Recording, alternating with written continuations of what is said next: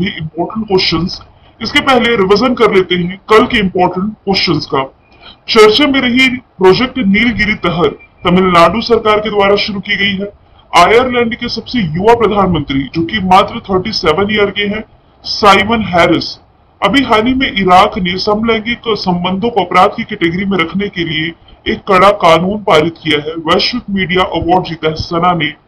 त्रिपुरा में पहली बार ब्रू जनजाति ने लोकसभा इलेक्शंस में पार्टिसिपेट किया है। और भारतीय क्रिकेटर युवराज सिंह T20 के लिए एम्बेसडर बनाए गए हैं, जो कि अमेरिका वेस्ट इंडीज होस्ट करेंगे जून के महीने में। पुस्तक का नाम है द विनर माइंडसेट, जो कि लिखी गई है सेन वॉटसन के द्वारा। गोल्डमैन पर्यावरण पुरस्कार 2024 का जीता है आलोक शुक्ला ने। और भारतीय वायुसेना और नौसेना में अभी हाल ही में रैमपेज मिसाइल शामिल की गई है। अलीगढ़ मुस्लिम यूनिवर्सिटी की जो पहली महिला कुलपति बनी है, प्रोफेसर नईमा खातून आंसर हो जाएगा। चलिए शुरू करते हैं आज का हमारा पहला सवाल। सवाल है इवेंट एंड समिट से रिलेटेड। अप्रैल 2024 में SCO यानी कि संघाई कॉरपोरेशन ऑर्गेनाइजेशन रक्षा मंत्रियों की बैठक ये कहां आयोजित की गई है? तो ये रिसेंटली आयोजित की गई है कजाकिस्तान में। ऑप्शन नंबर डी इसका राइट आंसर हो जाएगा। कजाकिस्तान की जो कैपिटल है अस्ताना, यहाँ पर SCO की रक्षा मंत्री की बैठक अभी 26 अप्रैल को संपन्न हुई है। भारत के जो रक्षा सचिव है गिरधर अरमानी, ध्यान रखें कि रक्षा मंत्री राजनाथ सिंह, रक्षा सचिव है गिरधर अरमानी, इन्होंने बैठक में पार्टिसिपेट किया है, जिसके दौरान सभी SCO सदस्य देशों की रक्षा मंत्री ने एक प्रोटोकॉल पर हस्ताक्षर किए हैं। SCO में जो मेंबर कंट्री है, अब आपको याद रखनी है, अपडेटेड ये हो जाएंगी 9।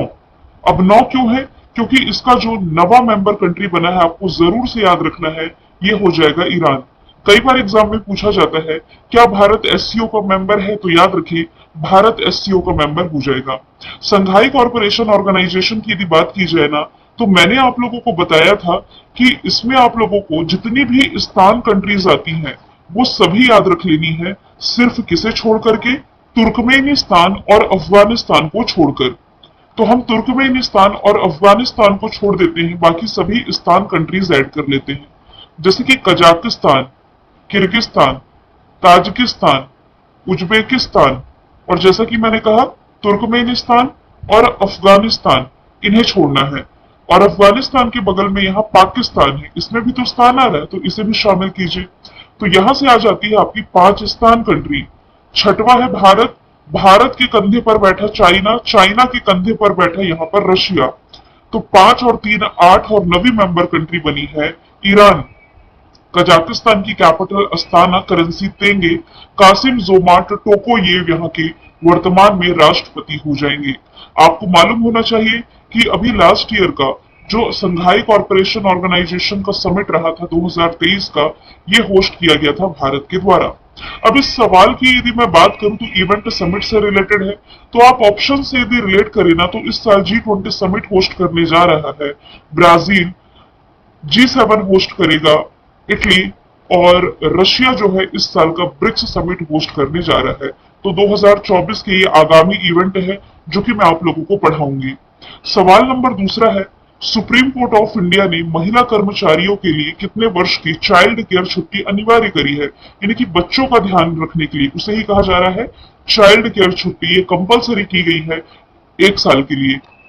माफ कीजिएगा, 1 second. Supreme court of India ने रिसेंटली 2 साल की छुट्टी ये चाइल्ड केयर के लिए महिलाओं को अनिवार्य कर दी गई है। सुप्रीम कोर्ट ने महिला कर्मचारियों को 180 दिन के अनिवार्य मातृत्व अवकाश, यानी कि यदि वो बच्चों की डिलीवरी कर रही हैं, उसके अलावा ये 180 दिन मतलब कितना हुआ आपका? 6 महीने होते हैं, 6 मंथ, और इसके अलावा 2 साल तक शिशु देखभाल अवकाश भी संवैधानिक अधिकार इसे बताया गया है। ठीक है, ये फैसला हिमाचल प्रदेश की सहायक प्रोफेसर शालिनी धर्माणी की याचिका पर आया था, जो कि अच्छा फैसला है। सुप्रीम कोर्ट ऑफ इंडिया की स्थापना 1950 में की गई और वर्तमान में इसके जो मुख्य न्यायाधीश है 50वें क्रम के धनंजय यशवंत चंद्रचूड़ हो जाएंगे। आपको मालूम होना चाहिए कि अभी वर्तमान तक सुप्रीम कोर्ट में कोई भी महिला मुख्य न्यायाधीश नहीं रही है। अगला सवाल है, हाल ही में किस देश ने भारत को छोटे यानी कि भारत के जो छोटे हथियार हैं इनकी बिक्री पर प्रतिबंध हटाया है? तो देखिए, यूरोपियन कंट्री जर्मनी, इसने पहले बैन कर रखा था कि भारत के छोटे हथियारों की बिक्री ये यहाँ नहीं की जाएगी। इस बैन को, इस प्रतिबंध को रिसेंटली इसने हटा लिया है। तो जर्मन सरकार ने पहले गैर नाटो सदस्य देशों की हथियारों की बिक्री पर प्रतिबंध लगाया था, छोटे हथियारों की बिक्री पर। अभी गैर नाटो देश कौन से हैं? देखिए, नाटो यानी कि नॉर्थ अटलांटिक ट्रीटी ऑर्गेनाइजेशन, मैंने कई बार इसके बारे में बताया है कि भारत जो है ये नाटो का मेंबर नहीं है, गैर नाटो सदस्य हुआ। हालांकि आपको ये भी मालूम होना चाहिए कि नाटो का 32वां मेंबर कंट्री रिसेंटली बना है स्वीडन। मैं आपको यहां से ये समझाना चाह रही थी कि जर्मन सरकार ने पहले बैन कर रखा था गैर नाटो देशों के छोटे हथियारों की बिक्री को, और इसी बिक्री का रास्ता अभी साफ कर दिया गया है। जर्मन फर्म जिसका नाम है हेकलर एंड कोच MP5 सब मिशन गन बनाती है, जिसका उपयोग नेशनल सिक्योरिटी गार्ड और भारतीय नौसेना के समुद्री कमांडो द्वारा किया जा रहा है। बात की जाए यदि जर्मनी की, यूरोपियन कंट्री है जिसकी capital Berlin, currency euro, chancellor Olaf Scholz है। ये वही जर्मनी है जिसने की हाइड्रोजन से चलने वाली दुनिया की पहली ट्रेन लॉन्च करी थी। म्यांमार के सितवे पोर्ट का अधिग्रहण रिसेंटली भारत के द्वारा किया गया, लेकिन यहां से एक ऑपरेशन जो कई बार एग्जाम का पार्ट बन चुका है वो मैं आपको बताऊंगी, ऑपरेशन करुणा। चक्रवात प्रभावित म्यांमार जो कि मोचा साइक्लोन से प्रभावित था, इसे हेल्प करने के लिए भारत ने ऑपरेशन करुणा की शुरुआत की थी। भारत पहली बार किसी देश के साथ इंटरनेशनल क्रूज सर्विस की शुरुआत कर रहा है और ये है पड़ोसी श्रीलंका। नेपाल के साथ भारत ने अगले 10 वर्षों में 10,000 मेगावाट बिजली के निर्यात पर समझौता किया है। चौथा सवाल है, आईसीसी वर्ल्ड कप 2011 के दौरान भारत के जो कोच रहे थे गैरी कर्स्टन, हाल ही में किस देश के नए कोच बने हैं? तो पड़ोसी पाकिस्तान के नए कोच के रूप में गैरी कर्स्टन की नियुक्ति की गई है। ये T20 और वनडे कोच नियुक्त किए गए हैं पाकिस्तान के। ये साउथ अफ्रीका के पूर्व क्रिकेटर हैं। भारत को 2011 में वनडे वर्ल्ड कप जिताने वाली कोच है, यानी कि इनके लीडरशिप में भारत ने 2011 का वर्ल्ड कप खेला था। इनके अलावा ऑस्ट्रेलिया के पूर्व तेज गेंदबाज जेसन गिलेस्पी को पाकिस्तान टेस्ट टीम का कोच नियुक्त किया गया है और दोनों का ही कार्यकाल 2 साल का होगा। जून 2024 में होने हैं T20 वर्ल्ड कप, जो कि होस्ट कर रहा है अमेरिका और वेस्ट इंडीज। भारतीय क्रिकेटर जो अम्बेसडर बनाए गए हैं युवराज सिंह, और एक और जमैका के प्रसिद्ध धावक उसेन बोल्ट का नाम आप रिलेट कर सकते हैं। और इस T20 वर्ल्ड कप में भारत की कैप्टनसी करेंगे भारत की तरफ से रोहित शर्मा।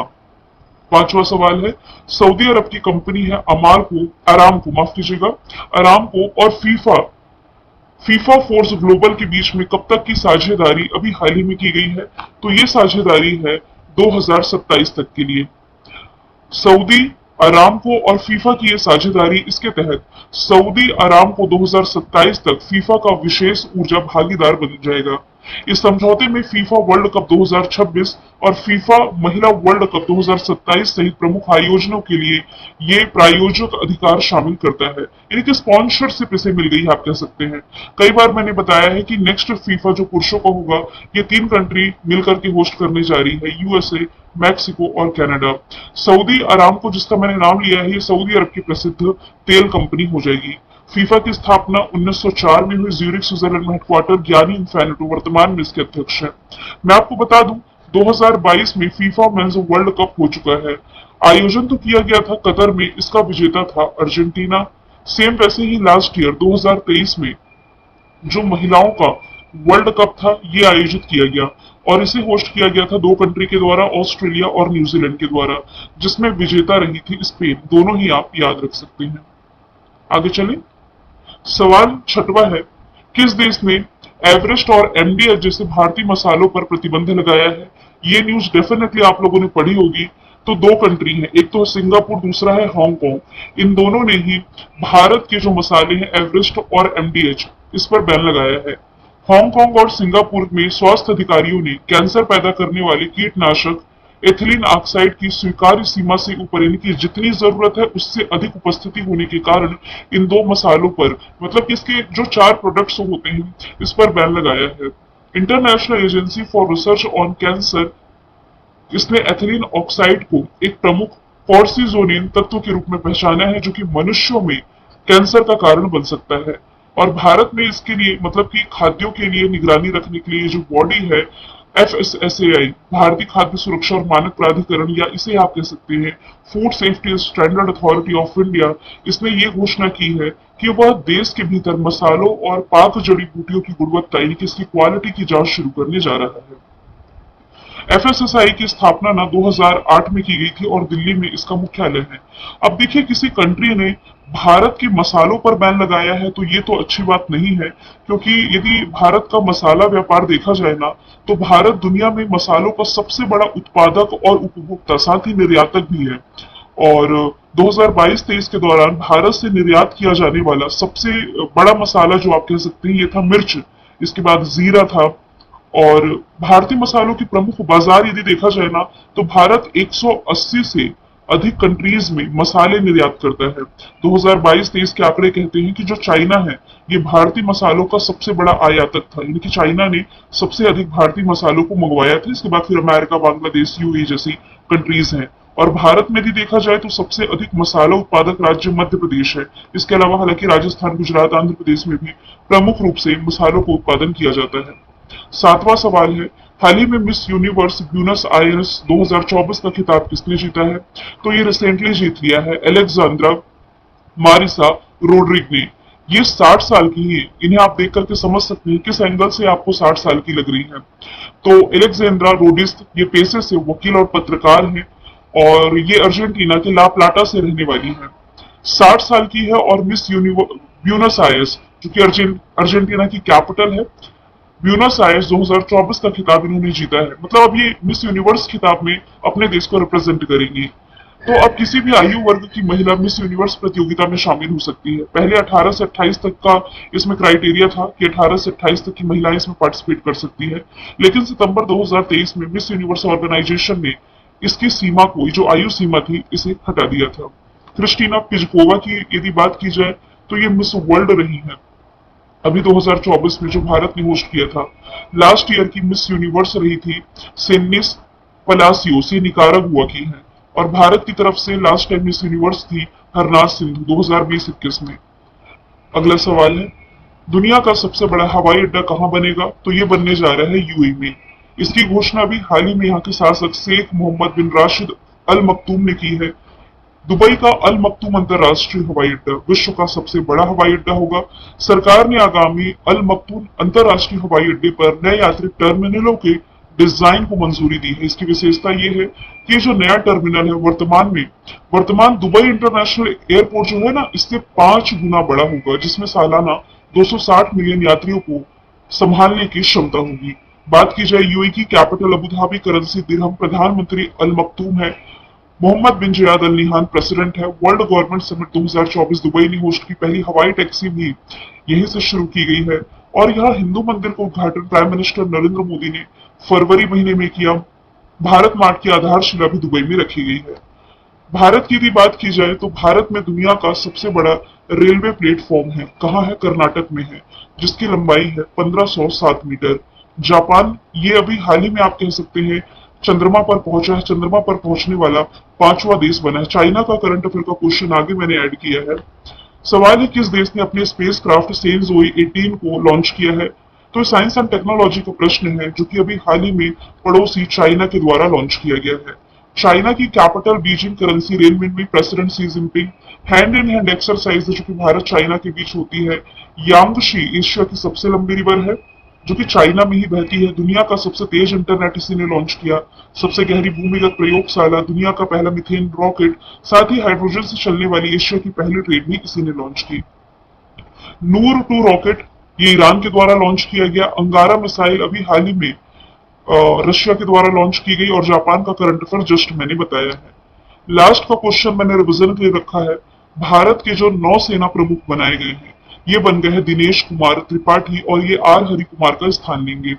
नौसेना दिवस 4 दिसंबर को मनाया जाता है। बात की जाए यदि मनोज पांडे की, तो इंडियन आर्मी के ये प्रमुख हो जाएंगे विवेक राम चौधरी। ये भारतीय वायुसेना इंडियन एयरफोर्स के अनिल चौहान हो जाएंगे देश के CDS, chief of defence staff. Strategy के में यदि हम देखें तो 16 महाजनपदों की सूची अब उत्तर निकाय में है। लाख बख्श के नाम से कुतुबुद्दीन ऐबक को जाना जाता था। 1892 में भारतीय परिषद संशोधन के नाम से लॉर्ड क्रॉस अधिनियम को जाना जाता है। विंध्य सतपुड़ा के बीच से नर्मदा नदी बहती है। संसद के किसी भी सदन के 2 सत्रों के बीच 6 महीने से अधिक अंतराल नहीं होना चाहिए।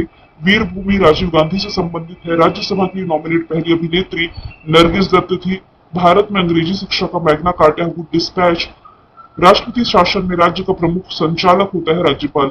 मैंने कल आप लोगों से पूछा था इसरो के प्रमुख एस सोमनाथ ने कहां पर दिगंतरा मुख्यालय ओपन किया है। आंसर इसका था बैंगलोर। आज का सवाल है किस देश में G7 शिखर सम्मेलन 2024 आयोजित किया जाना है। इसका आंसर आप कमेंट बॉक्स में बताइए।